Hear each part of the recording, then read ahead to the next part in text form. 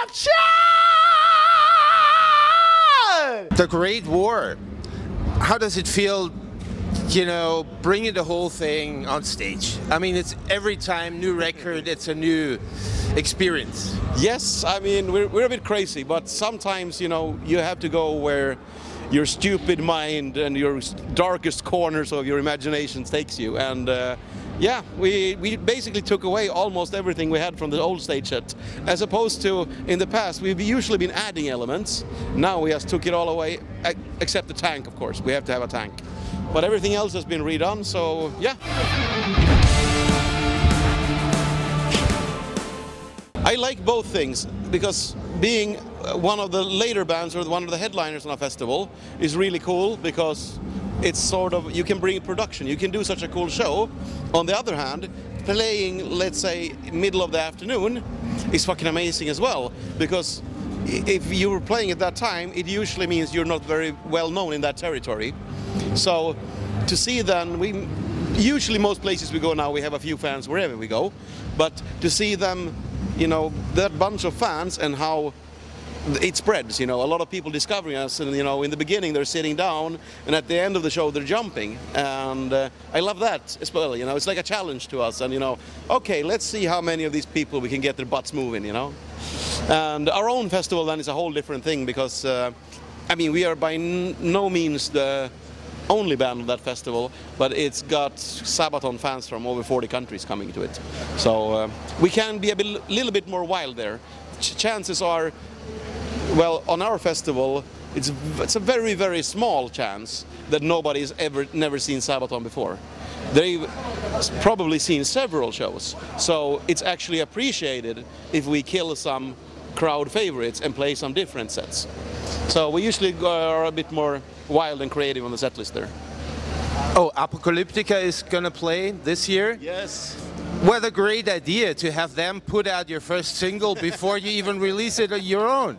Yeah, and I mean, it's a perfect thing to do with them as well, because you are not giving it all away. I mean, if we would have done most other rock bands, I consider them a rock band, you know, you would have given so much away of the song. Now it's like a teaser, but it's at the same time their thing, you know. So yeah, it worked out perfectly. Lots of fun.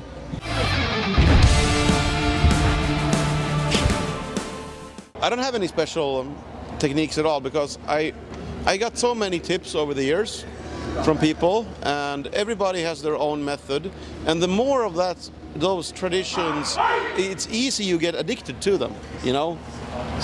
So I decided that I'm not gonna have anything like that. I warm up physically, of course, to get all the muscles going, you know, before going on stage. I make some noise to make sure everything is where it's supposed to be. But other than that, I decided to not deal with any of that, because there are so many rules for singers.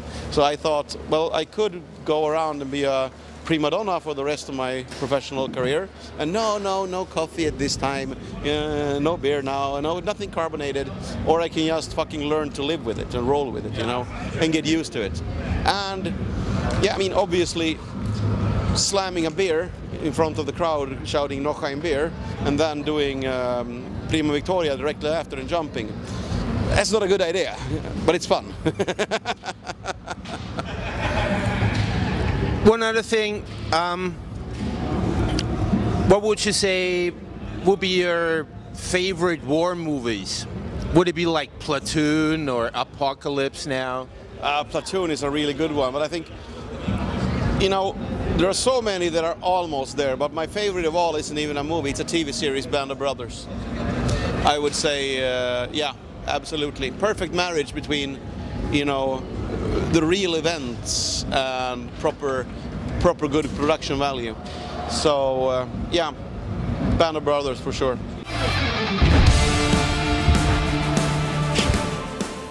How often have you heard the question, and what did you say to that? Well, people ask, come on, you always sing about war, can't you do a love song? Yeah, well, we've had that question, but it's different every time. Depends on who's asking and what sort of media it is. I mean, sometimes I'd like to tell people to fuck off, but I can't do that on national TV, you know, stuff like that. So I've had to be creative and answer that in very different ways. But honestly and generally, I mean, for me, I don't mind other people doing love songs. For me, and for Per, I know that as well, it's a personal thing. If we're talking about such a love song, you know. And it wouldn't make sense. I am not really that much into other people's love songs. Probably you could do, let's say, a ballad on a love story in a war. If the love is relevant to the event, absolutely. And it's not like I'm saying no. You know, but we would never squeeze love in because, yeah, to get some good sex scenes, because we don't do videos anyway. Yeah, if we ever do that, we gotta make sure we get a hot actress so we can get some SABATON porn going on, you know. Hello everyone, this is Joakim from SABATON, and you're watching MULATSCHAG, the only TV you need. MULATSCHAG!